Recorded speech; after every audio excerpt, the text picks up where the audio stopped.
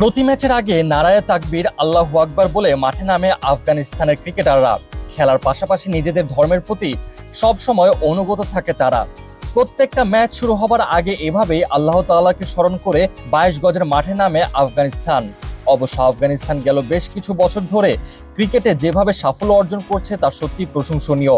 এই যেমন সর্বশেষ দক্ষিণ আফ্রিকার বিপক্ষের ম্যাচের আগে এভাবে নারায়ে তাকবীর বলে মাঠে প্রবেশ করেছিল ক্রিকেটাররা এবং কি আল্লাহ তাআলার নাম স্মরণ করে মাঠে নামার ফলও পেয়েছে তারা। নিজেদের ইতিহাসে প্রথমবারের মতো দক্ষিণ আফ্রিকাকে 2-1 ব্যবধানে সিরিজ হারিয়েছে আফগানিস্তান। আফগানিস্তানের এমন সিরিজ জয়ের ফলে অবাক পুরো ক্রিকেট বিশ্ব এবং কি অনেক ক্রিকেট বিশেষজ্ঞ দাবি করেছেন আফগানিস্তানের কাছে দক্ষিণ আফ্রিকার এমন হার এই বছরের ক্রিকেটের মধ্যে অন্যতম বিরল ঘটনাগুলোর মধ্যে একটা। কেননা সাউথ আফ্রিকার মতো এমন শক্তিশালী দলকে হেসে খেলে 3 ম্যাচের মধ্যে 2 ম্যাচেই উড়িয়ে দিতে পারবে আফগানিস্তান, এটা অনেকে কল্পনাও করেনি। ওদিকে অবশ্য আফগানরা এমন সিরিজ জয়লাভ করায় দারুণ উচ্ছ্বসিত।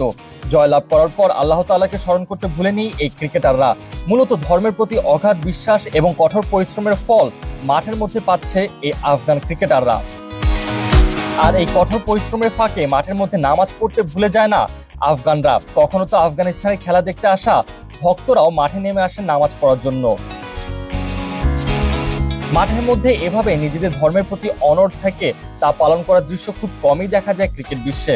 অবশ্য পাকিস্তানকেও এভাবে খেলার মাঠে নামাজ পড়া বা আল্লাহ তাআলাকে স্মরণ করতে দেখা যায়, তবে আফগানিস্তান যেন সবসময় ইসলাম ধর্ম পালনে অনড় থাকে।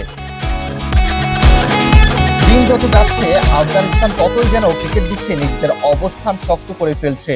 টি-20 ফরম্যাটে তো অনেক আগেই বাংলাদেশকে টক্কর দিয়ে র্যাঙ্কিংয়ে উপরে উঠে গিয়েছিল আফগানিস্তান এবং কি সর্বশেষ টি-20 বিশ্বকাপের সেমিফাইনালে খেলেছে এই দেশটি। আর এবার দক্ষিণ আফ্রিকার মতো শক্তিশালী দলকে প্রথমবারের মতো 2-1 ব্যবধানে সিরিজ হারিয়েছে। জন্মদিনে রশিদ খানের 5 উইকেট শিকার করা থেকে শুরু করে রহমানুল্লাহ গুরবাজের সেঞ্চুরি কি ছিল না ওডিআই সিরিজে। এমন মনোমুগ্ধকর সিরিজে দাপুটে জয় তুলে এনে সবার মন জয় করে ফেলেছে আফগানিস্তান।